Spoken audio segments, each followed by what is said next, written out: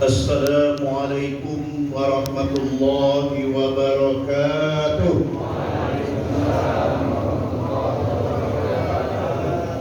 Yang terhormat Bapak Ustadz Abdul Somad LC, satu saja gelarnya saya sebut Pak, tak salah. Kemudian bapak-bapak, ibu-ibu yang hadir pada malam hari ini, yang hadir pada subuh hari ini, mohon maaf karena grogi ini Pak, orang yang paling terhormat di dunia Indonesia yang datang pada malam hari ini.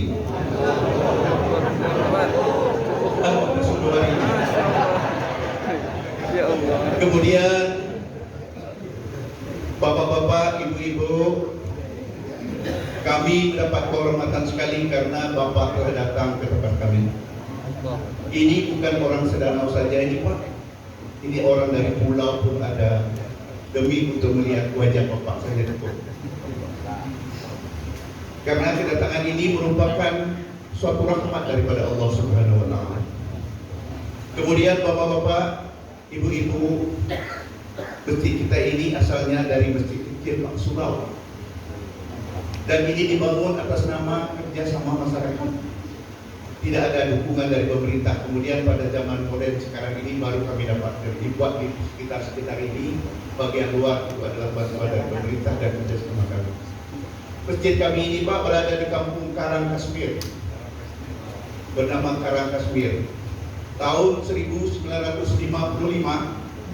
terjadi musibah pesawat India ketika mau konferensi Asia Afrika di Bandung, jatuh di perairan kami, namanya Kashmir Princess, oleh seorang budayawan Riau yang berasal dari Sedanau yang bernama Bujang Mat Samsudin, atau lebih kita kenal dengan BM Sam, memberi nama kampung ini Karang dan Kashmir, disatukan menjadi Karang Kashmir.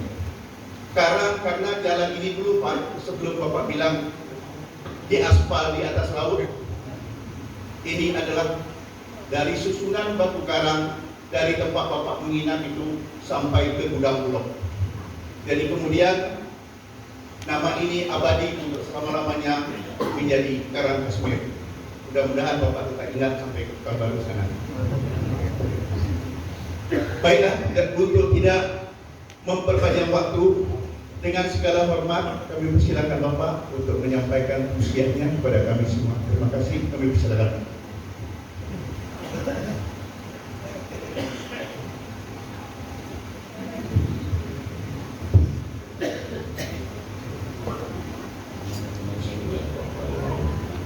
Assalamualaikum warahmatullahi wabarakatuh. Alhamdulillahilladzi bi ni'matihi tatimmu shalihat, wassalatu wassalamu ala sayyidis sadat wa ala alihi wa ashabihi ahli al-fadaili wal karamat. Subhanaka la ilma lana illa ma 'allamtana innaka antal alimul hakim. Rabbi shrah li sadri wa yassir li amri wahlul 'uqdatam min lisani yafqahu qawli. Bapak-bapak, ibu-ibu, datuk-datuk, hadirin hadirat, muslimin muslimat yang besar tak dibawa gelar, yang kecil tak dapat disebut nama, cik-cik, puan-puan, tuan-tuan, hadir bersama kita subuh ini Datuk Uzil Hud beserta rombongan, tak dapat disebutkan semuanya insyaallah. Man shalla subha fi jama'atin, sampai salat subuh berjamaah, kana fi zimmatillah, maka dia di dalam lindungan Allah Subhanahu wa taala. Man shalla subha fi jama'atin, sampai salat subuh berjamaah, summa qa'ada yadhkurullah, habis salat subuh dia tak keluar masjid, dia duduk berzikir mengingat Allah. Majlis ilmu termasuk majlis zikir. Hatta tatlu asyams, sampai terbit matahari. Summa yusalli raka'ataini, sesudah itu dia salat sunat 2 rakaat, namanya salat sunat isyraq, terbit matahari. Kanat lahu ka'ajri hajjatin wa umrah, dapat pahala seperti haji dan umrah. Tamah, tamah, tamah, sempurna, sempurna, sempurna. Hadis ini disebutkan oleh Imam Abu Isa Ibn Sawrah dalam kitab namanya Sunan At-Tirmidzi. Hadis ini hadisun hasan, kata Imam Tirmidzi. Hadis hasan, tak ada ikhtilaf antar ulama untuk mengamalkannya. Mudah-mudahan kita istiqamah.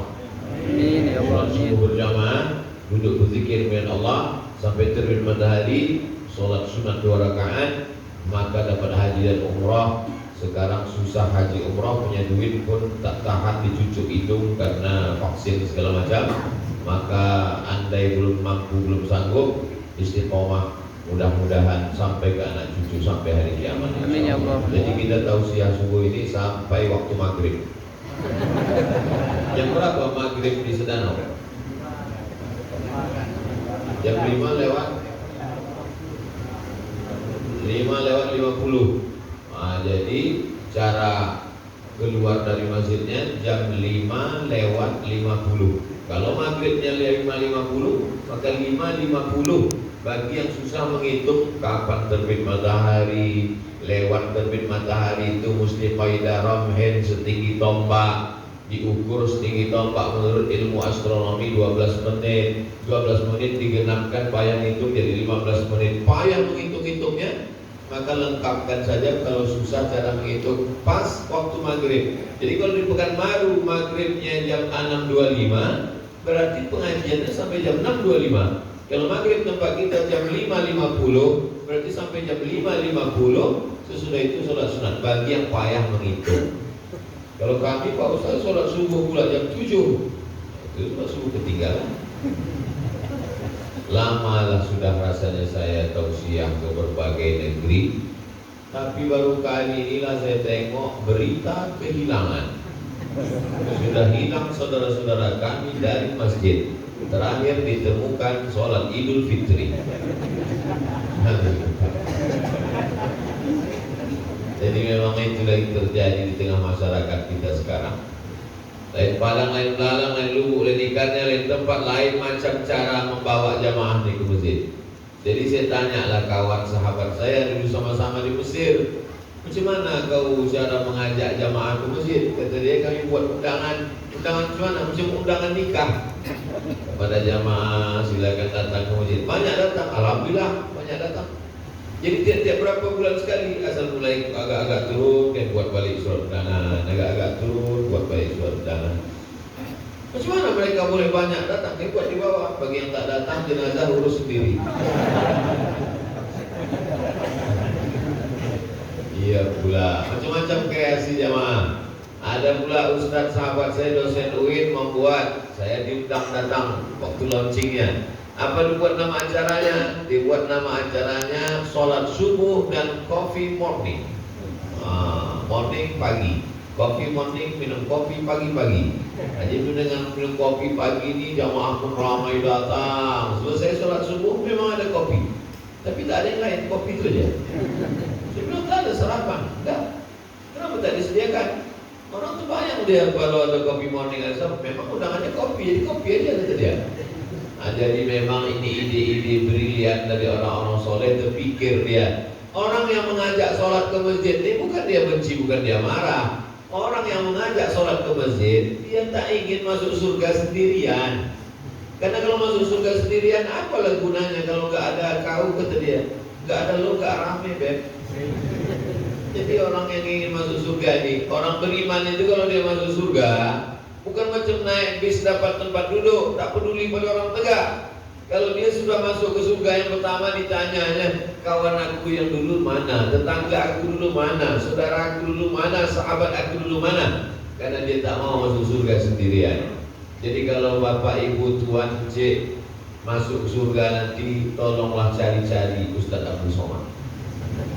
Begitu orang beriman. Karena kita masuk surga ini bukan karena amal kita, masuk surga karena doa orang soleh, masuk surga karena syafaat Nabi Muhammad SAW, masuk surga karena syafaat Al-Quran, masuk surga karena syafaat orang beriman. Jadi orang beriman bisa memberikan syafaat.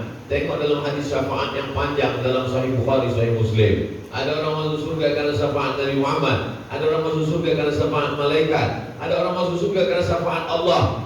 Kata Allah, semua sudah kasih syafaat, aku belum. Maka ada orang masuk surga karena syafaat Allah, ada orang masuk surga karena syafaat orang beriman. Mungkin dia bukan ulama, bukan habaib, mungkin dia bukan orang hebat, manusia biasa, tapi hatinya bersih.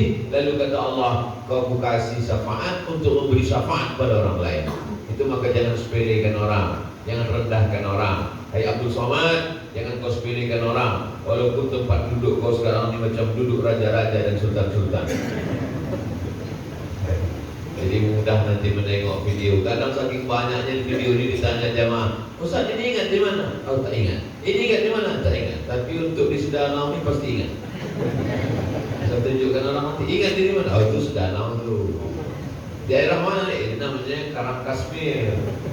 Oh Kashmir itu di India Pak Ustaz. Kashmir bergejolak sampai hari ini, konflik yang belum selesai.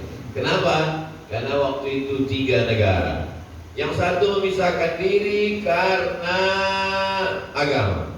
Itulah dia Pakistan. Awalnya India, lalu kemudian Pakistan pisah, negeri Islam. Lalu kemudian satu lagi memisahkan karena bahasa. Itulah dia Bangladesh. Karena orang Bangla tak merasa sama dengan India dan Urdu, maka dia memisahkan diri. Jadilah 3 negara, Bangladesh, India, Pakistan. Ada satu di negeri perbatasan, Kashmir, surga yang begitu indah. Saya belum sampai lagi kata orang. Jadi kalau ditanya sampai belum ke Kashmir, belum, tapi ke Karang Kashmir belum. Tapi yang dimuliakan Allah Subhanahu wa taala, kan setiap yang perbatasan ini pasti dalam keadaan penderitaan yang luar biasa. Myanmar dengan Bangladesh, siapa yang paling menderita? Perbatasan. Itulah dia saudara kita yang terusir, namanya Rohingya. Malaysia, Thailand, siapa yang tersiksa? Perbatasan. Itulah dia saudara-saudara kita yang berada di Patani. Dan sebagian masyarakat yang ada di Sedanau ini, nenek moyang mereka, datuk-datuk mereka datang dari Patani. Lalu kemudian Palestina dengan Mesir. Di sana ada satu tempat yang sampailah saya dibawa dari Kairo naik mobil setengah hari. Setelah melewati berbagai tempat gurun pasir, lewat sampai ke satu kota, nama kota ini Rafah. Kota Rafah ini dibagi 2, setengah punya Mesir, setengah lagi diambil oleh Israel. Di tengah kota ini dipasanglah kawat duri tegangan listrik tinggi.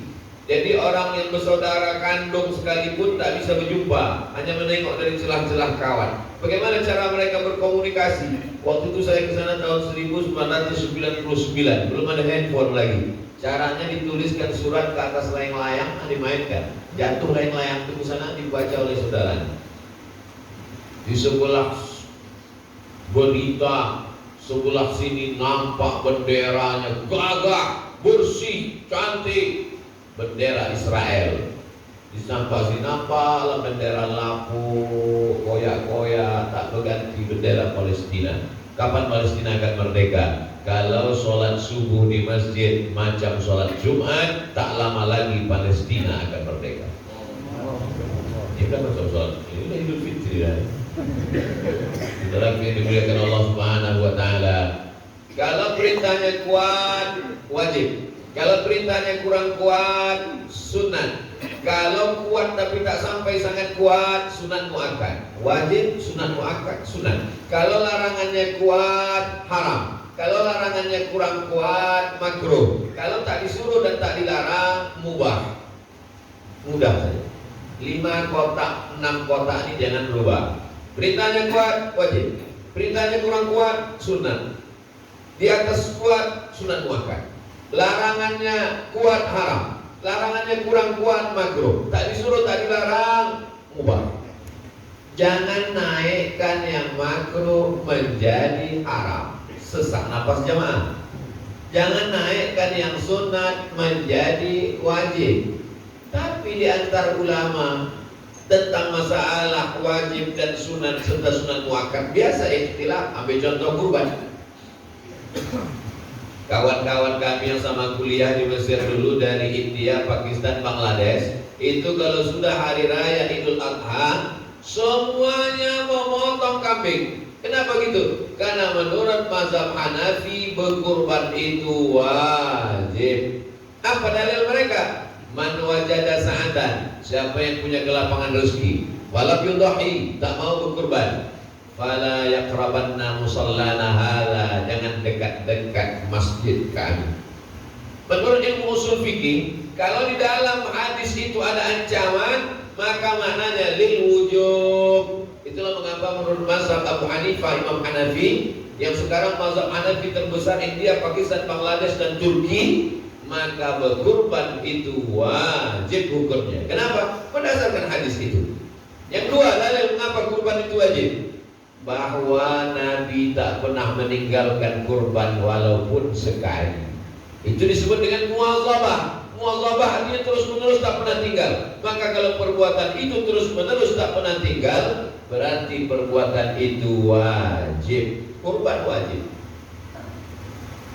Tapi Pak Ustaz, kami dengar kurban itu sunat muakkad. Itu menurut mazhab Syafi'i.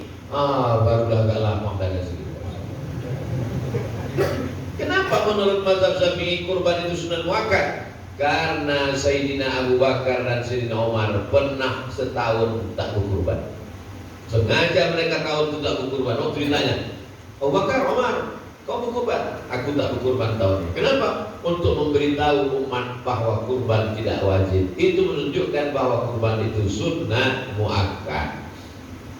Apa sebetulnya yang Ustaz ingin jelaskan tentang masalah muwazabah yang Nabi tak pernah tinggalkan walaupun dia sakit? Disiramkan 5 tirbah air. Waktu itu belum ada baskom, belum ada ember, jadi air itu disimpan di kulit kambing. Kulit kambing dipotong, dibersihkan, dijahit. Setelah dijahit diisi air. Lalu kemudian Nabi pingsan. Dibawakanlah 5 tirbah air disiramkan, Nabi pun tersadar. Waktu Nabi tersadar, terbangun, apa kata dia? Bawakan aku ke masjid, ingin sholat berjamaah. Nabi tak pernah meninggalkan sholat berjamaah sekalipun. Bahkan dia pernah dipapah sebelah kiri kanan antara Sayyidina Ali bin Abi Thalib dengan Fadl bin Abbas. Dibawalah dia, kakinya hampir terjuntai karena dia tak sanggup berjalan. Dibawa dan kemudian dia duduk. Yang menjadi imam adalah Abu Bakar Siddiq radhiyallahu anhu. Sampai akhirnya dia tak sanggup lagi, dia hanya membuka jendela. Jadi kamar Nabi itu menyambung langsung ke Masjid Nabawi, hanya ada pintu pas macam ini. Jadi kalau mimbarnya sholat kita ke arah kiblat, mimbar sebelah kanan, maka kamar Nabi sebelah kiri. Begini lebih kurang, langsung pintu itu langsung masuk ke kamar Nabi. Pintu masuk ke kamar Nabi itu sekarang ditutup pakai lemari Quran. Ada lemari Quran sebelah kiri, panjang umur, sehat badan, masuk kita ke Taman Raudhah insyaallah. Amin. Di sebelah kiri ada lemari Quran. Itulah pintu tempat masuknya Nabi ke kamarnya. Langsung ke kamar Nabi. Ada jendela, dibuka Nabi lah jendela itu, disingkapkannya tirai kain. Sahabat pun menengok, dilambaikannya tangannya, tutupnya balik karena dia tak sanggup beberapa hari menjelang meninggal Nabi Muhammad sallallahu alaihi wasallam. Perbuatan yang tak pernah ditinggalkan Nabi muwazabah secara terus-menerus diantaranya adalah sholat berjamaah. Itulah mengapa menurut mazhab Hambali, Imam Ahmad bin Hanbal, mazhab yang paling kecil, yang paling tua Hanafi, nomor 2 Maliki, nomor 3 Syafi'i, nomor 4 Hambali. Menurut mazhab Hambali, sholat berjamaah wajib. Saudi Arabia sejak tahun 1924 sampai sekarang 2022, 2 tahun lagi 100 tahun, pemerintahan Saudi Arabia memakai mazhab Hambali. Itulah maka ibu bapak jangan heran kalau kita Makkah ke Madinah, masuk waktu azan, polisi Satpol PP, orang mereka menyebutnya baladia, maksudnya Satpol PP, haji, sholat. Beberapa jamaah haji dari Indonesia karena sudah terlambat, takut jauh berjalan, ditangkap, takut digundul, terpaksa terkurung dalam toko. Dah buka masjid baru balik orang dari masjid, dia balik juga dari masjid, tapi belum sembahyang. Tapi yang dimuliakan Allah Subhanahu wa taala. Mengapa mazhab Hambali ini mengatakan sholat berjamaah ke masjid ini wajib? Dalil yang pertama, karena Nabi seumur hidup tak pernah meninggalkan sholat berjamaah. Dalil yang kedua, kata Nabi sallallahu alaihi wasallam, siapa yang meninggalkan sholat berjamaah maka istahwadzat alaihi musyayatin, ancaman. Dalam hadis kalau ada ancaman berarti makna lil wujub. Apalagi ancamannya di situ adalah Kalau di suatu kampung itu sholat berjamaah ditinggalkan, maka satu kampung itu mereka diganggu setan. Maka jangan heran RT-nya kesetanan, RW-nya kesetanan, kades-kadusnya kesetanan, lurahnya kesetanan. Apa camatnya yang sebut ada pula di sini. Gara-gara meninggalkan sholat berjamaah. Nabi selesai sholat, Assalamualaikum warahmatullah, Assalamualaikum warahmatullah. Sesudah itu Nabi pun menghadap ke belakang. Jadi sama Nabi sholat menghadap ke muka, kenapa Ustaz tak menghadap ke belakang? Nabi menghadap ke belakang itu banyak juga imam sekarang habis sholat dia menghadap ke belakang tapi menunduk. Karena dia grogi tengok makmum. Nabi dulu habis sholat nengok ke belakang itu memeriksa satu-satu. Asyhadul fulan, asyhadul fulan, asyhadul fulan. Mana si fulan, mana si fulan, mana si fulan. Kenapa tak datang sembahyang berjamaah? Itu maka saya tak menghadap ke belakang tadi. Siapa yang mau saya tanya? Bukan saya kenal. Asyhadul fulan. Kata Nabi, layat tahiyanna. Mereka yang sembahyang di rumah tak ke masjid, layat tahiyanna, jangan ulang lagi. Kalau kalian ulang balik perbuatan ini, lau harriqanna alaihim buyutahum, kubakar rumah kamu, kata Nabi. Nabi itu orangnya lembut, baik, tak pernah mengamuk, tak pernah marah, wajahnya senyum. Tapi kalau udah cerita tentang sholat berjamaah, lau harriqanna alaihim buyutahum, akan kubakar rumah mereka. Sebelah kiri makam Nabi, pintu yang pertama sebelah kiri kalau kita menghadap kiblat namanya Babul Baqi. Karena keluar dari situ langsung tembus ke pemakaman Baqi. Di belakang Babul Baqi namanya Babu Jibril. Karena malaikat Jibril selalu datang dari arah situ. Di belakang Babu Jibril ujung namanya Babun Nisa. Babun Nisa itu bukan dibuat sekarang. Babun Nisa dari dulu. Siapa yang lewat dari Babun Nisa, laki-laki ditangkap Umar, dicambuk. Laki-laki tak boleh masuk dari Babun Nisa. Apa artinya? Bahwa di Masjid Nabawi ada Babun Nisa, menunjukkan perempuan sholat ke masjid. Perempuan sholat ke masjid. Dalil yang kedua, kata Nabi SAW, khairu sufufir rijal, sebaik-baik sop laki-laki di muka, sebaik-baik sop perempuan di belakang. Mana sop laki-laki yang paling baik? Yang paling muka. Mana sop perempuan yang paling baik? Paling belakang. Kenapa perempuan sop paling belakang itu paling baik? Karena itulah sop yang paling jauh dari laki-laki. Perempuan paling jauh dari laki-laki itulah yang paling baik. Menunjukkan ada sop perempuan. Seandainya tak ada sop perempuan, pasti kata Nabi, sebaik-baik sop laki-laki di depan, yang perempuan pergi balik. Itu menunjukkan ada sop perempuan. Dan perempuan di zaman Nabi itu kalau pulang dari sholat, mereka menutupi badan mereka sampai tak dikenali laki-laki. Mereka menutupinya bimurutihinna, dengan kain panjang. Jadi kalau ada orang mengatakan ini pakai telekung, pakai mukena, ini tradisi orang Indonesia aja nih, itu ijtihad ulama. Karena kalau tak dipakaikan telekung mukena, macam mana dia menutupi badannya? Kalau sudah ditutup pakai telekung mukena, ditutup pula pakai masker, maka jamaah tak bisa mengenalinya. Sila-sila salah sapo atau sapo bini uang. Bapak Ibu yang dimuliakan Allah Subhanahu wa taala. Begitulah Allah Subhanahu wa taala. Makanya kata Imam Nawawi, perempuan ke masjid hukumnya jaiz, boleh, tapi kalau menimbulkan fitnah baik tak usah. Perempuan ke masjid kalau tidak pakai harum-haruman yang berlebihan. Karena kalau sampai perempuan memakai parfum berlebihan, tercium sama laki-laki, terhukum dengan hukum zina. Sampai pulang baunya tercium imam, sampai hilang ayat imam. Jangan sampai. Tapi bau-bau busuk pun Nabi tak suka.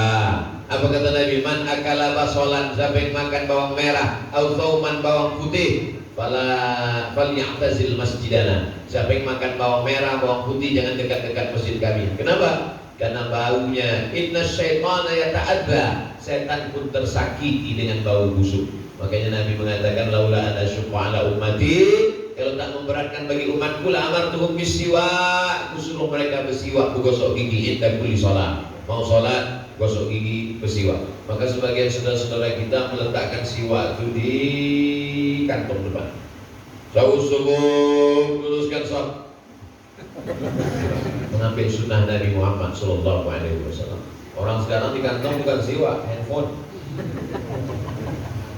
Jamaah yang dimuliakan Allah Subhanahu Wa Taala. Jadi kalau ditanya mengapa kita sholat berjamaah ke masjid, terserah, terlepas dari ikhtilafnya, karena perbuatan itu sunnah yang tak pernah ditinggalkan Nabi Muhammad Sallallahu Alaihi Wasallam. Ada pula orang sekarang mengaku sudah sampai maqam hakikat ma'rifat, tak lagi datang ke masjid. Kau tak ke masjid? Itu masjid orang-orang syariat, kulit-kulit buku aja tuh. Kita kalau udah sampai ke maqam hakikat ma'rifat, tak perlu lagi ke masjid. Tak ada maqam yang lebih tinggi daripada maqam Nabi Muhammad SAW. Nabi tak pernah meninggalkan sholat masjid. Siapa yang mengatakan ada yang lebih tinggi daripada Nabi Muhammad SAW, diulang syahadatnya. Asyhadu an la ilaha illallah wa asyhadu anna Muhammadan Rasulullah. Karena di antara manusia ini banyak yang jadi nabi, tapi sedikit yang jadi rasul. Di antara yang rasul, sedikit yang jadi ulul azmi. Di antara ulul azmi, puncaknya adalah Sayyidina wa Maulana wa Syafi'ina wa Dzukhrina wa Qurrati a'yunina Muhammad Sallallahu Alaihi Wasallam. Siapa yang lebih tinggi daripada Nabi Muhammad? Nabi tak pernah meninggalkan sholat berjamaah ke masjid. Dengan kalau sholat berjamaah ke masjid, tak tinggal tahiyatul masjid, dijamin 100%. Masuk ke masjid, tahiyatul masjid. Idza dakhala ahadukumul masjidah, kalau kamu masuk masjid, fala yajlis, jangan duduk, hatta yusalli rak'ataini, sampai sholat sunat 2 rakaat. Usolli sunnatan tahiyatul masjid rak'ataini lillahi ta'ala. Ustaz, kalau kami sampai ke masjid waktu iqamat tinggal 2 menit, tak cukup 4 rakaat, kami buat qabliyah subuh atau tahiyatul masjid? Kalau dibuat tahiyatul masjid tak dapat qabliyah subuh, tapi kalau dibuat qabliyah subuh dapat tahiyatul masjid. Saya ulang sekali lagi, kalau dibuat tahiyatul masjid tak dapat qabliyah subuh, tapi kalau dibuat qabliyah subuh otomatis dapat tahiyatul masjid. Tapi jangan gara-gara ini terlambat terus. Seelok-eloknya adalah fadzalikumur ribat, fadzalikumur ribat. Itulah orang yang mengikatkan dirinya dengan jihad fisabilillah. Siapa itu? Kita menunggu waktu. Duduk kita menunggu waktu itu. Ustaz Somad ini pandai berceramah aja. Perasaan tadi Ustaz datang itu kan terus azan. Saya sudah mandi, sudah sholat, sudah saya menunggu. Dari tadi saya menunggu di atas dulu. Saya tanya, udah berangkat kita? Tunggu lagi Pak Ustaz, menjadi dekat nanti aja. Saya menunggu waktu. Bukan saya terlambat. Saya udah bangun dari jam-jam berapa tadi. Nah jadi baiknya kita mandi bersih, sudah itu sembahyang sunat dulu di rumah. Nabi SAW dulu sholat sunatnya dalam rumah. Lalu sesudah waktu Nabi sholat qabliyah. Sesudah itu datanglah Bilal bin Rabah mengetuk pintunya. Assalamualaikum ya Rasulullah. Ya, boleh saya iqamat ya Rasulullah, kata Bilal. Silakan qomat. Jadi zaman dulu yang menyuruh qomat itu Rasulullah. Zaman sekarang yang menyuruh qomat jam dinding. Ada jam itu yang bisa menyuruh qomat, ada qomat. Kenapa jam dinding menyuruh Bilal qomat sekarang? Karena banyak juga di beberapa masjid yang berpuasa itu mak-mak di belakang qomat gitu. Qomat. Akhirnya berkelahi, maka gara-gara berkelahi manusia ini bisa didamaikan berkelahi, yang mendamaikannya lampu. Contohnya di jalan, asal mati lampu merah berkelahi orang. Hidup lampu merah selesai. Bahkan saya pun pernah ceramah di masjid, dikasih pakai lampu kuning, merah, hijau. Saya tanya pengurus masjid, ini bekas MTQ itu semua? Tidak bukan. Ini memang kami pasang karena banyak ustaz-ustaz yang berceramah saking enaknya kelewatan jam. Jadi kami pasang, asal lambat sedikit hidup lampu kuning. Tapi kalau orang dengar ceramah Ustaz Somad, dijelaskannya dari awal. Ceramah saya 60 menit sesuai yang tertulis di botol 600 ml.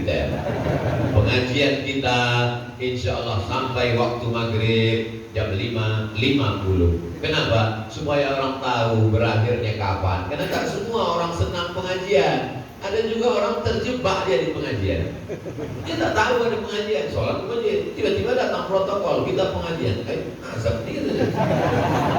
Sudah mati dia, kapalah berakhir azab penderitaan ini. Jadi perlu kita jelaskan kalau kultum kuliah 7 menit, kulibas kuliah 15 menit. Bapak Ibu yang dimuliakan Allah Subhanahu wa taala, dengan sholat berjamaah pasti tak tinggal tahiyatul masjid. Dengan sholat berjamaah tak tinggal qabliyah subuh.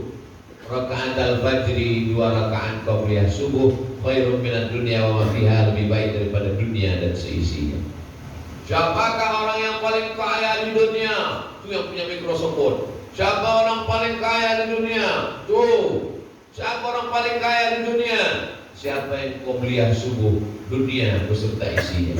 Jadi saudara-saudara kita yang tak qabliyah subuh, kesian. Mudah-mudahan besok subuh masih hidup lagi. Qabliyah subuh. Jadi Ustaz Somad tadi dapat dua-duanya. Alhamdulillah. Tahiyatul masjid dapat, qabliyah subuh dapat. Qabliyah subuh ini tak pernah ditinggalkan Nabi walaupun musafir dan kesiangan. Jadi suatu ketika Nabi dan sahabat musafir, saking kan letihnya setengah malam perjalanan panjang, tertidur di gurun pasir. Terbangunnya waktu cahaya matahari kena ke mata mereka. Karena cahaya matahari terbangun mereka. Kata Nabi, azan. Bilal pun azan. Setelah azan mereka qabliyah subuh. Setelah qabliyah subuh, lalulah mereka sholat subuh. Ini dalil andai terlambat sekalipun tetap qabliyah subuh. Tapi jangan ini dijadikan dalil sholat subuh setelah terbit matahari. Karena sekarang banyak jamaah ini lebih cerdas dari Ustaz. Ustaz ngajarkan fikih, dia paham usul fikih. Apalah kesimpulan yang dapat kau ambil dari hadis tadi? Kalau begitu boleh sembahyang subuh setelah terbit matahari. Itu terjadi pada Nabi sekali seumur hidup, dan itu pun karena musafir panjang dan tak pernah. Inna salata kanan 'alal mu'minina kitaban mawquta.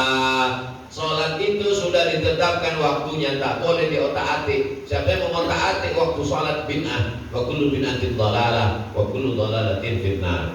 Karena ini sudah dituliskan Nabi berdasarkan dari Jibril, dibawa dari Allah Subhanahu wa taala. Setelah Isra Mi'raj Nabi turun, maka turunlah Jibril mengajarkan waktu sholat sesuai dengan ditetapkan Allah Subhanahu wa taala. Terbit fajar ada dua, satu fajar shadiq, satu fajar kadzib, sampai waktunya habis terbit matahari. Terbit fajar bukan terbit matahari. Terbit fajar baru azan subuh. Terbit matahari habis waktu subuh. Lalu kemudian setelah itu tergelincir matahari, masuk waktu zuhur. Lalu kemudian sama bayang-bayang lewat sedikit, masuk waktu asar. Lalu kemudian nampak syafaq ahmar merah, waktu maghrib. Habis merah, masuk isya. Begitu sudah ditetapkan Allah Subhanahu wa taala. Jangan kita otak-atik. Sekarang banyak pula orang lillahi ta'ala, inna salati wa nusuki wa mahyaya wa mamati. Salatku, ibadahku, hidupku, matiku lillah, kata dia. Berserah pada Engkau ya Allah. Jam 2 siang sudah subuh. Apa ini ucapan ini? Tak sesuai perbuatan dengan ucapan kepada Allah SWT. Baru ditanya sama istrinya, kenapa mau sholat zuhur jam 2? Ini mengambil rahmat Allah atau laknat Allah? Masih syukur aku sembahyang, kalau kita sembahyang lagi. Salah cara pandang. Kalau ibadah ini bukan kita tengok ke bawah, tengok ke atas. Tengok bagaimana ulama-ulama, imam-imam begitu hebatnya mereka istiqomah, tak pernah meninggalkan sholat berjamaah. Saya jumpa dengan seorang Habib di Palembang, masih hidup. Sholat saya begitu, datang Habib Mahdi mengatakan, Ustaz Somad, itu Habib yang tadi itu, yang Ustaz Salamat dengan dia itu 40 tahun tak pernah tinggal sholat berjamaah. Istiqomah. Istiqomah inilah yang iblis tak bisa. Kalau yang lain bisa. Makanya idza ra'aita rajul, kalau kau tengok ada orang yamshi 'alal ma', kalau kau tengok ada orang bisa berjalan di atas air, jangan tertipu. Karena setan pun bisa melakukan itu. Mana tahu nanti datang orang kemari bisa berjalan di atas air, tapi rasanya kalau berjalan di atas air semua orang sedanau bisa. Karena di sini di atas air ini aspal. Di sini bukan berjalan di atas air, naik Honda di atas air.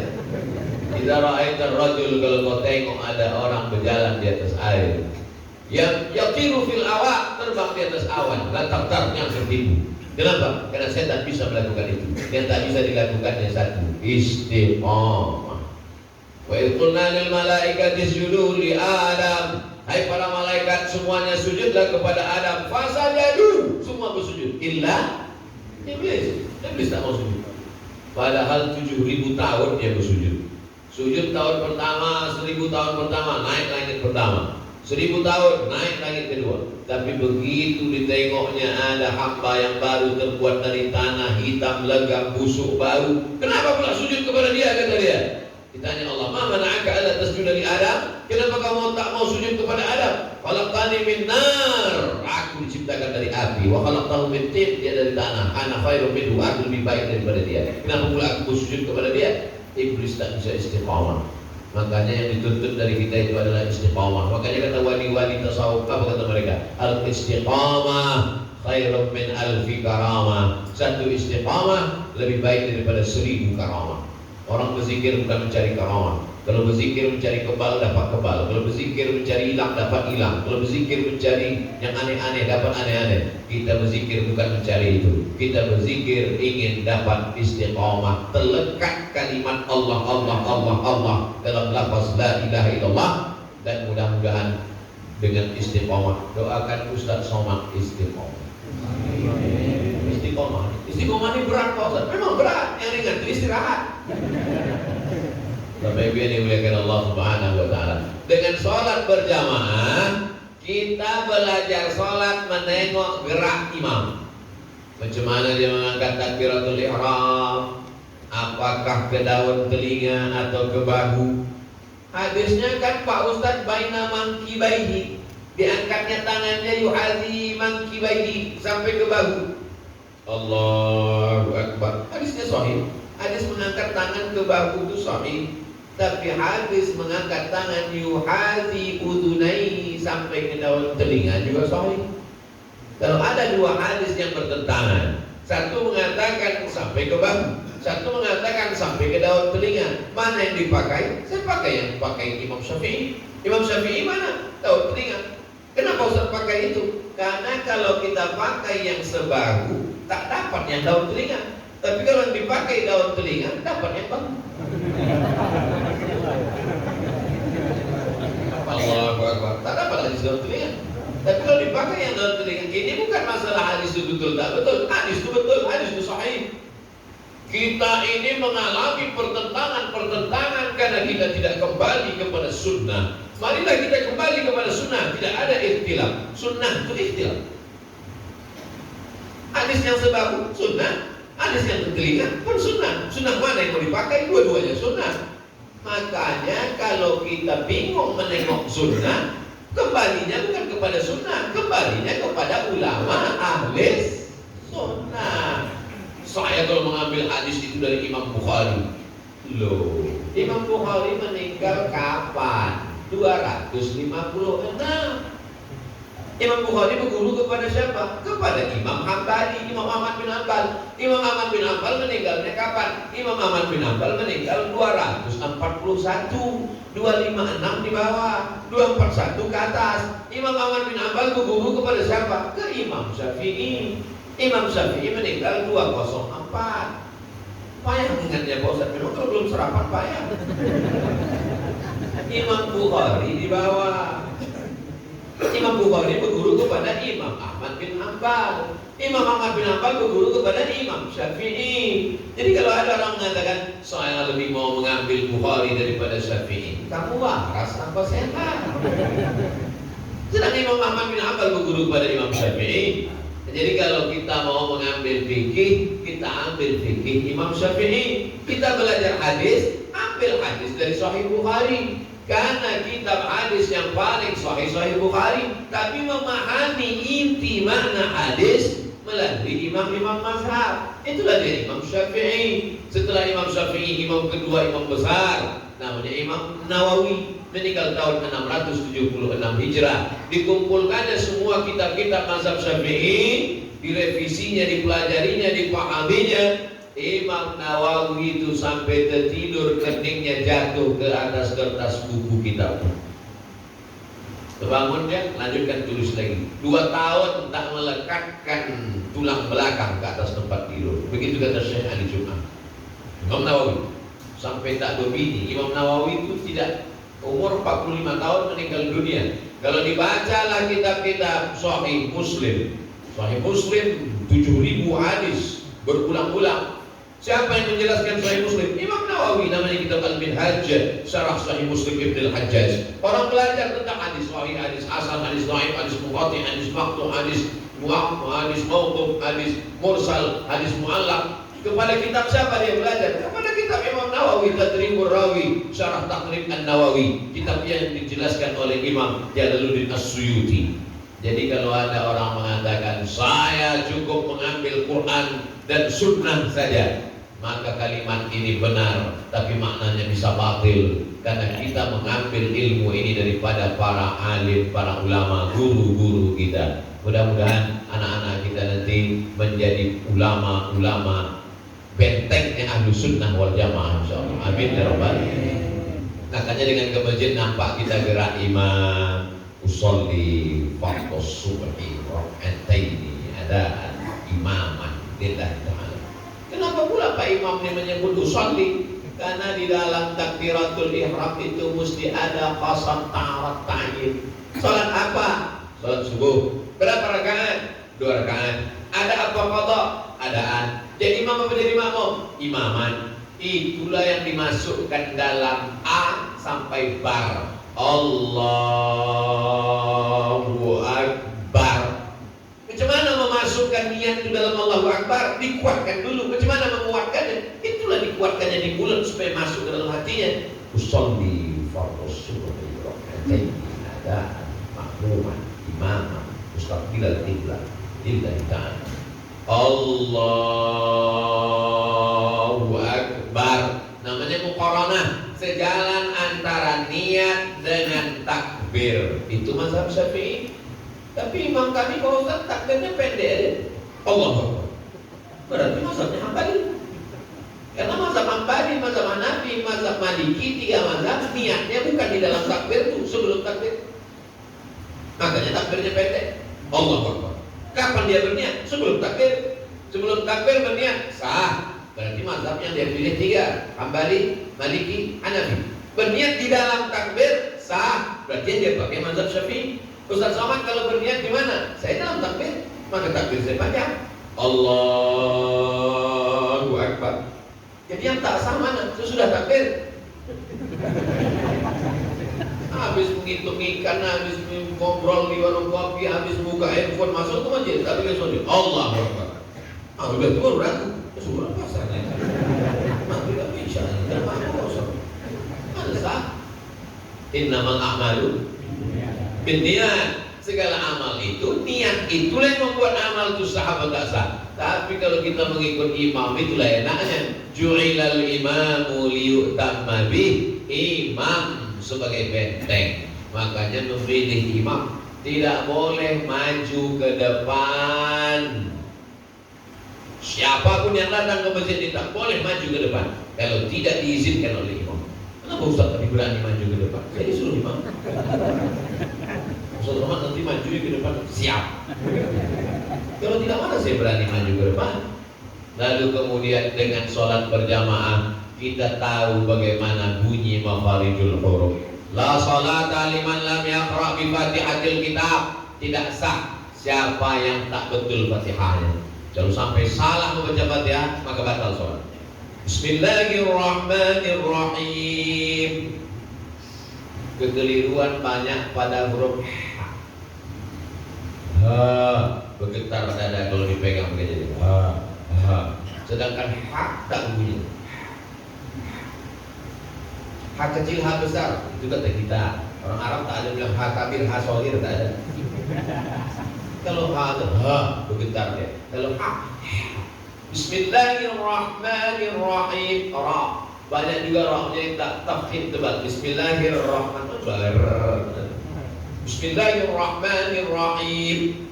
Alhamdulillahi Rabbil Alamin. Banyak tersangkut pada a, disebutnya a. Alhamdulillahi Rabbil Alamin. Alamin artinya sakit. Rabbil Alamin Tuhan sakit-sakit.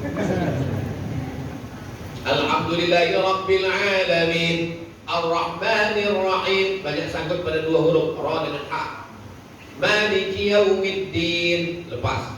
Iyyaka na'budu wa iyyaka nasta'in. Banyak sangkut pada tasydid, tak pakai iya. Iyyaka na'budu wa iyyaka nasta'in. Iyyaka kepada engkau. Iyyaka tak pakai tasydid, tak pakai syaddah. Iyyaka matahari. Iyyaka na'budu wa iyyaka nasta'in. Ke matahari kami menyembah, ke matahari kami minta tolong. Ikut orang Jepang. Ihdinas sirat, banyak sangkut pada sa. Dia sebut sin. Ihdinas siratal mustaqim. Di sana ada sa, ada sa, ada tha, ada sya. Bahasa Arab pun sama macam kita. Bahasa kita kalau salah sikit apa-apa. Siapa yang ceramah tadi? Ustaz Somad. Saya suka Ustaz Somad. Saya salah, orang faham. Tapi kalau dalam bahasa Arab ada tha, ada sa, ada sya, ada sa. Yang mentang-mentang baru balik dari pesantren balik, malah kita bersolawat, bersyarat. Karena salah-salah bunyinya ini. Ihdinas siratal ihdinas siratal mustaqim. Ihdinas siratal mustaqim. Siratal ladzina. Ada za, ada za, ada wa, ada ja. 4. Ini maju ke depan pede bukan main. Ijazah Nasrullah. Siratal ladzina an'amta 'alaihim ghairil maghdub, sangkut pada wa. Ghairil maghdubi 'alaihim waladdallin. Berapa lama dulu Ustaz membetulkan Al-Fatihah ini? Datang mengaji di Medan, Sumatera Utara, itu di Sungai Deli, namanya Syekh Adrai Abdul Rauf. 4 kali jadi juri lewat musabaqah tilawatil Quran di Makkah Al-Mukarramah. Saya tak tahu kalau dia orang besar, kita masih kecil, anak SMP mengaji. Suruh orang tua ngaji, datang. Sesudah dia meninggal tahun 1993, baru saya baca Quran. Telah meninggal hari ini seorang ulama besar 15 tahun di Makkah, mengajar di Makkah, menjadi 4 kali musabaqah tilawatil Quran internasional. Saya tengok gambar dia. Oh, ini saya yang tempat kami belajar mengaji itu. Tak tahu kita dia ulama besar. Datang mengaji ke rumah dia, Fatihah juga lagi. Datang besok Fatihah, 3 bulan tak pindah-pindah. Datang Fatihah lagi dong. Datang Fatihah lagi. Barulah paham kita, begitulah dulu ulama menghaluskan kaji supaya jangan sampai salah pada Fatihah. La salata liman lam yaqra bi Fatihatil kitab. Jangan pula gara-gara ceramah saya ini semua tak sembahyang. Besok kau tak sembahyang, luruskan Fatihah aja. La yukallifullahu nafsan illa wus'aha. Sesuailah dengan kemampuan kita masing-masing. Itulah batas kemampuan kita. Tapi jangan sampai pula tak mau belajar sama sekali. Dengan sholat berjamaah sering kita dengar, maka insya Allah dengan sholat berjamaah dapat pahala i'tikaf. Yang sholat berjamaah selesai, Assalamualaikum. Kalau sholat sendiri, Assalamualaikum warahmatullahi wabarakatuh. Assalamualaikum warahmatullahi wabarakatuh. Di meja makan. Assalamualaikum warahmatullahi. Langsung pula remon. Ada pula orang sekarang sholatnya pas waktu iklan. Tonton sinetron, waktu iklan pergi wudu. Lalu tonton lagi waktu iklan sembahyang. Apa tak Fatihah sama ayatnya satu nafas? Padahal sebelum sholat itu berdoa Rabbin nas malikin nas ilahin nas min syarril waswasil khannas alladzi yuwaswisu fi sudurin nas minal jinnati wan nas. Dengan sholat berjamaah dapat zikir bersama. La ilaha illallah, la ilaha illallah. Berapa kali Ustaz la ilaha illallah tadi? 70 kali. Paling pendeknya Pak Ustaz 40 kali. Tak sanggup juga Pak Ustaz 30 kali. Tak juga sanggup Pak Ustaz 11 kali. Guru saya, Mursyid Samania, waktu di Sudan dulu, kata dia, kau kalau tak sanggup juga banyak 11 kali. Astagfirullah 11 kali. Allahumma sholli ala sayyidina Muhammad 11 kali. La ilaha illallah 11 kali. Itu udah singkat. Itu udah zikir minimalis. Tapi kalau kita pola panjang, waktu tak ada, kenapa tak panjang-panjang? La ilaha illallah. Kenapa tak Ustaz tak buat 200? Balik jemaah. Ini mau sembahyang, mau pengajian, apa nih kata dia? Lalu kemudian dapat doa bersama. Kalau kita sendiri berdoa, ya kalau diterima Allah. Kalau tidak, Tapi kalau doa bersama, mungkin doa tadi itu makbul bukan karena mulut Abdul Somad, tapi karena ada ibu-ibu yang tulus ikhlas. Dia bukan siapa-siapa, tapi hatinya bersih. Kata dia amin. Hanya kata amin dari mulut dia terbuka pintu langit. Ada di antara bapak-bapak yang ahli zikir, orangnya wara, orangnya zuhud, tak pernah makan haram, tak bisa menilai orang dari statusnya. Saya beberapa kali diundang jamaah dalam perjalanan, singgahkan di rumah makan. Saya pun makanlah, saya ambil daging kambing, saya ambil apa ini, sate, Pak Ustaz, saya ambil, sudah habis makan. Saya tengok bapak-bapak cuma makan ikan. Saya tanya, bapak tak bisa makan kambing ya? Tak bisa makan gulai daging ya? Apa kata dia? Saya tak tahu tak siapa yang motong Pak Ustaz. Saya udah habis 2 piring. Rupanya dia orang warak, tak mau memakan kalau tak tahu siapa yang motong. Patut dia makan ikan, karena ikan tak perlu dipotong.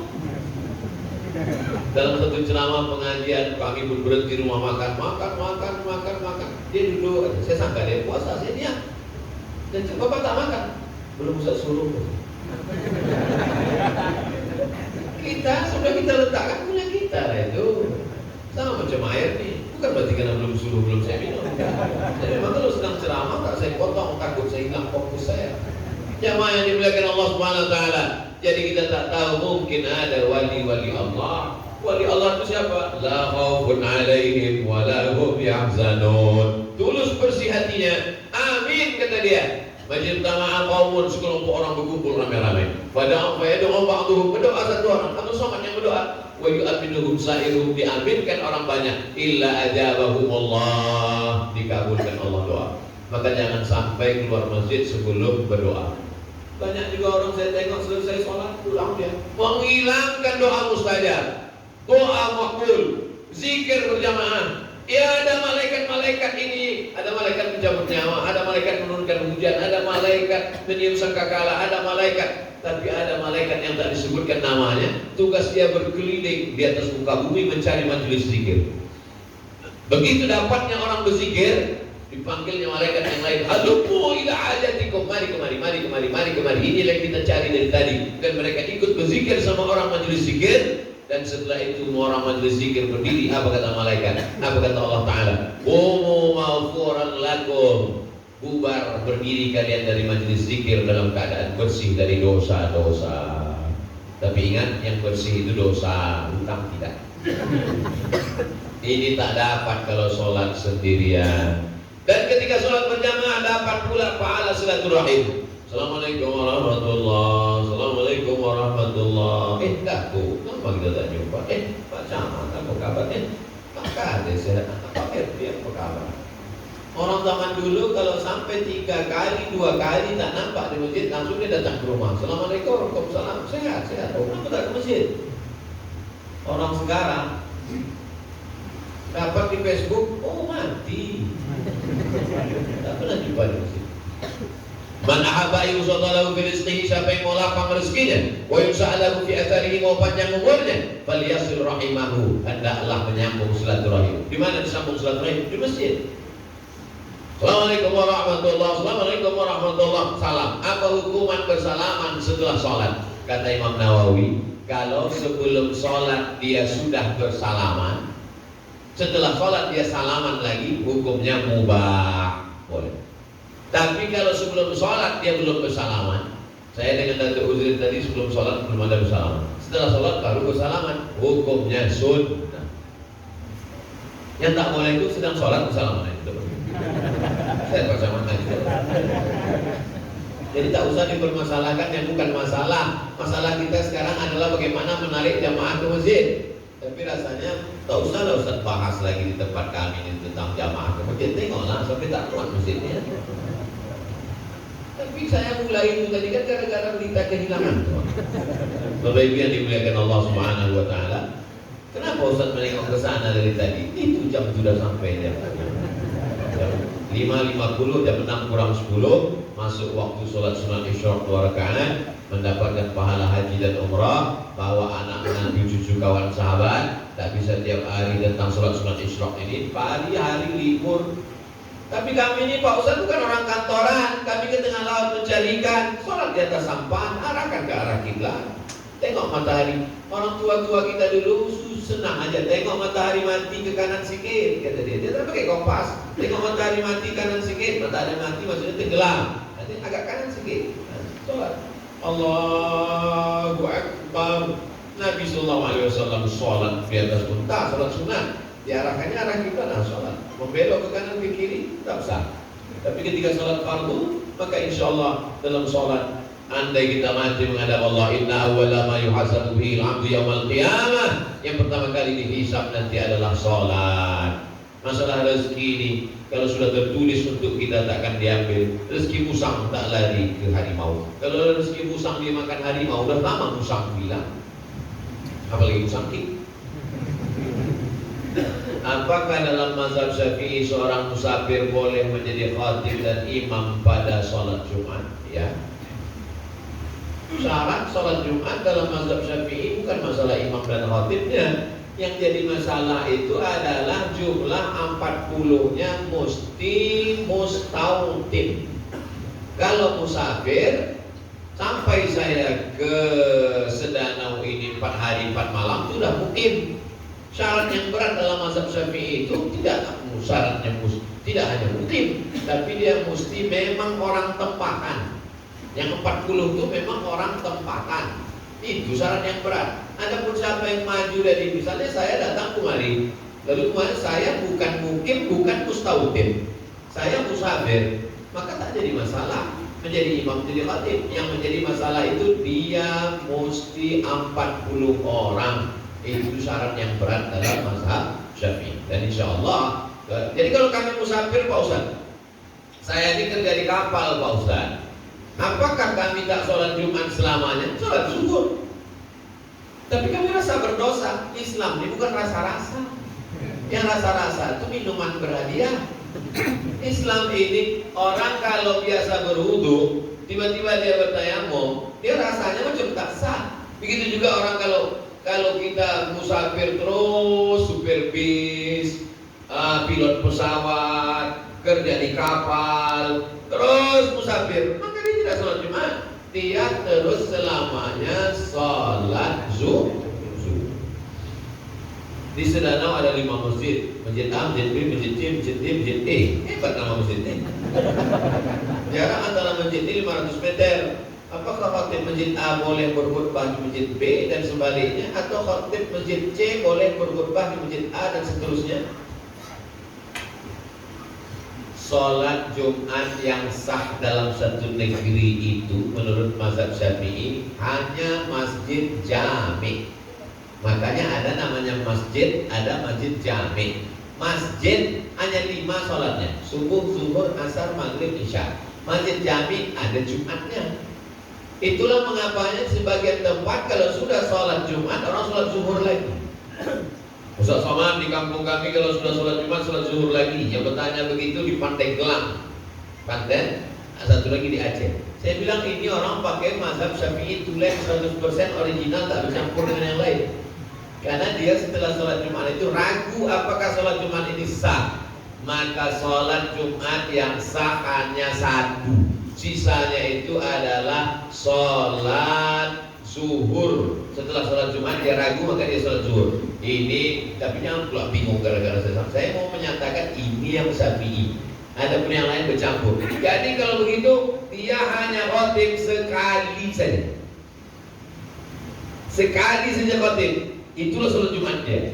Jadi bagi kita yang beberapa masjid ini, mazhab apa sebetulnya yang dipakai ini? Sama macam di Mesir. Mufti Mesir itu Syekh Ali Jumat mazhab Syafi'i. Tapi dalam pelaksanaan sholat Jumat ini jalan.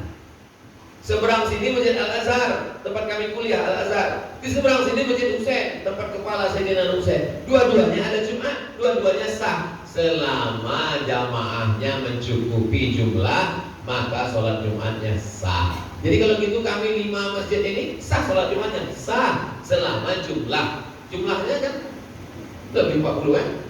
Maka sholat Jumatnya sah. Jadi khatib tentang berpindah-pindah tadi, dia hanya khatib 1 saja menurut mazhab Syafi'i.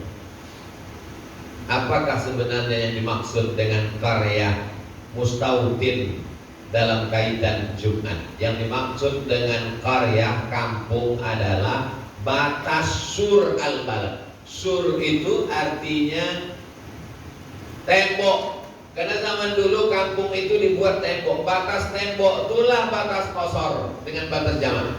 Kapan kita mulai boleh mengqasar dan menjamak? Lewat tembok. Kalau di dalam tembok tak boleh mengqasar, tak boleh menjamak. Lewat tembok keluar baru dia bisa mengqasar. Kalau dia musafir. Jadi tak ada orang musafir dijamak di dalam rumah. Setelah keluar tembok baru. Jadi kota Madinah Al-Munawwarah itu ada temboknya. Tak ada Pak Ustaz. Kami kemarin di Madinah itu tak ada tembok. Temboknya sudah hilang, tapi tiang tonggak itu ada. Keluar itu baru bisa. Kairo juga begitu, Madinah juga begitu. Kalau Bapak Ibu pergi ke Rabat, Maroko, sampai sekarang masih ada. Dulu tembok itu di dalam kota, batas kota. Sekarang karena kota itu menjadi besar, dia di tengah kota. Jadikan sebagai cagar budaya. Nah, jadi batasnya adalah batas kota. Nah, sekarang kan kota kita, kampung kita tak punya batas. Lalu yang disebut dengan batas yang dimaksud dengan batas qaryah itu apa? Batas desa. Batas desa dia itu apa? Sudah keluar itu, maka dia sudah dianggap musafir. Mustautin, Pak Ustaz. Mustautin, saya kalau di sini 4 hari 4 malam baru sekedar muqim, belum mustautin. Tapi kalau saya sudah menetap tinggal di sini, maka di situ disebut dengan sebagai mustautin. Apakah disyaratkan KTP sudah turun, Pak Ustaz? Itu syarat negara. Kalau syarat ada orang datang kemari, menikah dia dengan orang sini, menetap dia tinggal di sini, maka orang itu sudah disebut dengan mustautin. Bagaimana cara mengganti khatib yang batal tatkala sedang membaca khutbah? A. Jika rukun khutbah belum terpenuhi semuanya. Jika rukun khutbah sudah terpenuhi semuanya, naik khatib ke atas.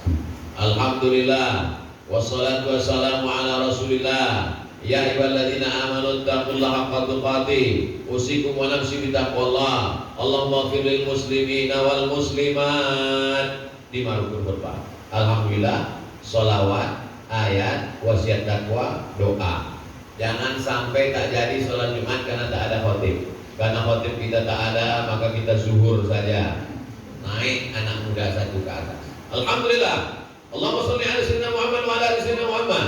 Ya ayyuhalladzina amanu taqullah, usikum wa nafsi bittaqwallah. Allahumma ighfir lil muslimina wal muslimat. Duduk. Habis itu tegak balik. Alhamdulillah. Allahumma sholli ala sayyidina Muhammad wa ala ali sayyidina Muhammad. Ya ayyuhalladzina amanu taqullah, usikum wa nafsi bittaqwallah. Allahumma ighfir lil muslimina wal muslimat. Dah turun, sah salat. Kalau ada jamaah komen pendek, betul khutbah kau daripada kau tak bisa sama sekali. Hafal 5 rukun. Nah, bagaimana kalau setelah tiba-tiba dia bilang barakallahu li wa lakum fil Qur'anil azim wa nafa'ani wa iyyakum bima fihi minal ayati wa dzikril hakim. Sementara 5 rukun belum, maka satu jamaah mengingatkan. Apa dia bilang? Pak Khatib, lupa tadi selawat. Apakah batal khutbah itu karena jamaah mengingatkan? Tak batal. Mana dalilnya? Karena Nabi sedang khutbah, datang orang Arab Badui ke pintu. Apa kata dia? Ya Muhammad, halakatil amwal, wahai Nabi Muhammad SAW, ternak kami sudah mati di kampung, hujan tak turun.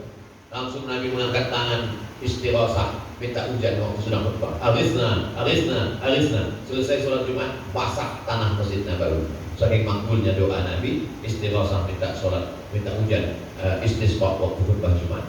Artinya jamaah itu mengingatkan khatib sehingga dia cukupkan lagi rukun khutbahnya di ujung. Paling tidak 5 rukun itu jangan sampai hilang. Padahal pertama biasanya yang pertama yang kedua baru dimasukkan mereka doa Allahumma ighfir lil muslimina wal muslimat. Bagaimana cara mengganti khatib yang batal tatkala sedang membaca khutbah? Jadi kalau khatib itu batal wudunya, lalu kemudian dia pergi berwudu, lalu kemudian naik lagi dia ke atas, pernahkah Nabi turun ke bawah sedang khutbah? Ya, Nabi sedang khutbah. Nabi khutbah. Ini rumah Nabi. Di belakang rumah Nabi ini rumah Sayyidatina Fatimah, Sayyidina Ali. Di dalam itu ada Sayyidina Hasan dan Husain. Di depan itu halaman berkelahi Hasan Husain. Waktu Nabi sedang khutbah, ditengoknya cucunya berkelahi, turun dia ke bawah melerai cucunya itu. Dia itu naik ke atas balik. Apa kata dia? Innama amwalukum wa auladukum fitnah. Memanglah cucu-cucu ini ujian, kata Nabi. Diulangnya balik rukun khutbahnya. Tapi kalau khotib ini memang pingsan atau mati, bisa saja terjadi. Maka naiklah penggantinya ke atas, lalu kemudian dia bacakan rukun-rukun khutbah, duduk antara dua khutbah, dia bacakan lagi 5 rukun khutbah, maka sahlah sholat Jumat pada hari itu. Dua khutbah dengan 5 rukun itu menggantikan 2 rakaat. Itu maka khutbah Jumat itu tak usah panjang-panjang, poin-poinnya saja. Saya tak pernah khutbah Jumat lebih dari 20 menit. Poin-poin dulu poin. Karena kalau terlalu panjang-panjang, karena posisi dia adalah menggantikan 2. Kalau mau buat pengajian, jangan di dalam khutbah. Habis sholat itu baru buat pengajian. Jangan di dalam khutbah itu dimasukkan. Karena orang sekarang banyak, kenapa kau buat di khutbah? Kalau pengajian orang tak mau Pak Ustaz, jadi kami buat khutbah panjang-panjang. Apa yang dimaksud dengan fitnah kubur? Fitnah itu azab. La junaha alaikum an taqsuru minas salati in khiftum ayyabtinakumul ladina kafaru. Kamu mengqasar salat kalau takut diazab. Al fitnatu asyaddu minal qatli. Fitnah lebih kejam dari pembunuhan. Fitnah di situ artinya azab. Fitnah bahasa Melayu tohmah.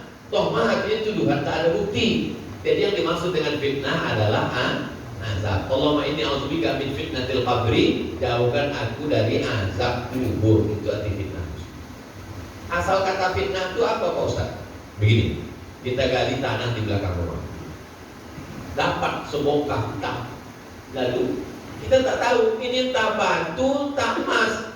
Maka cara mengetahui dia emas dibakar pakai api unggun, airnya meleleh, nampaklah dia kuning, berarti dia emas. Membakar itu bahasa Arabnya fitnah. Ahasiban nasu ayyut suraku ayyakulu amanna wa hum la yuftanun. Apakah Allah membiarkan kamu begitu saja mengatakan amanah sebelum kamu difitnah? Fitnah di situ maksudnya adalah azab. Fitnah di situ maksudnya adalah ujian. Jadi kalau ada kita membakar orang, berarti kita sedang memfitnah. Begitu juga ketika kita mengatakan itu si fulan itu jahat itu, dia sedang mengazab, memfitnah, mengazab bukan dengan bakar tapi dengan lisannya. Jadi makna fitnah adalah menyiksa, makna fitnah adalah mengazab. Jadi fitnah kubur maksudnya adalah azab kubur. Allahumma inni a'udzubika min azab jahannam wa min azabil qabri wa min fitnatil mahya wal mamat wa min syarri fitnatil masih dajjal. Fitnah dajjal azab disebabkan oleh dajjal. Tak bisa membedakan mana betul mana salah. Jangankan dajjal yang asli, dajjal KW datang udah bingung orang sekarang. Apalagi dajjal yang original jujur yang datang. Bagaimana supaya kita tak kena fitnah ini? Istiqomah sholat berjamaah, mengaji, baca surah Al-Kahfi, maka insya Allah dijamin Nabi diberikannya kita cahaya sehingga kita bisa membedakan. Allahumma arinal haqqa haqqa warzuqna ittiba'ah wa arinal batila batila warzuqna ijtinabah. Sudah lewat jam 6:15, tetap nanti kita sholat sunat isyraq 2 rakaat. Di akhir majlis mari kita sama berdoa kepada Allah, mudah-mudahan Allah berikan kebaikan-kebaikan untuk kita. Ala hadhihi niyah al-Fatihah. A'udzu billahi minasyaitonir rajim. Bismillahirrahmanirrahim. Alhamdulillahirabbil alamin. Arrahmanir rahim. Maliki yaumiddin. Iyyaka na'budu wa iyyaka nasta'in. Ihdinas siratal mustaqim. Shiratal ladzina an'amta 'alaihim ghairil maghdubi 'alaihim waladdallin. Amin. Allahumma shalli ala sayyidina Muhammad wa ala ali sayyidina Muhammad.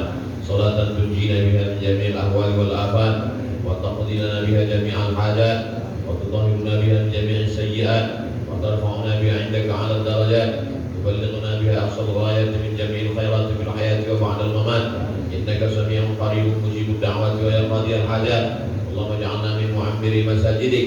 Jadikan kami sampai anak cucu kami orang-orang yang memakmurkan masjid. Allahumma ja'alna muqimas shalah min dzurriyyatina. Jadikan kami orang yang menegakkan salat sampai anak cucu kami sampai hari kiamat. Allahumma ja'alna minal khashiyin. Jadikan kami orang yang khusyuk. Allahumma ja'alna minal mukhlasin. Jadikan kami orang yang dijadikan ikhlas. Allahumma tahhir qulubana, sucikan hati kami dari hasad, dengki dan busuk hati. Allahumma waffiqna lima tuhibbu wa tardah. Tanamkan taufik ridhamu dalam hati hati kami supaya kami beramal dengan amal yang Kau cintai ya Allah. Allahumma arzuqna al-istiqamah ala syariatil warra wa tariqatil bayda. Berikan kami istiqamah dalam iman dan Islam. Qawi imanana, kuatkan iman kami. Wa sahih ajsadana, sehatkan badan kami. Wa ja'alna minal rasyidin, jadikan kami orang yang lurus, berpikir lurus, berkata lurus, beramal lurus. Rabbana taqabbal minna innaka antas samiul alim. Terima segala amal-amal kami ya Allah. Wa tub 'alaina innaka antat tawwabur rahim. Terima taubat kami ya Allah. Rabbana atina fid dunya hasanah wa fil akhirati hasanah wa qina adzabannar. Wa sallallahu ala sayyidina Muhammad wa ala alihi wa sahbihi wa sallam. Walhamdulillahi rabbil alamin. Taqabbalallahu minkum wa minkum taqabbal ya karim. Terima kasih segala perhatian. Mohon maaf segala kesilapan. Kita sholat sunat isyraq 2 rakaat. Usolli sunnatal isyraq pakai rakaat ini lillahi ta'ala. Ayatnya bebas masing-masing. Terima kasih. Wassalamualaikum warahmatullahi wabarakatuh.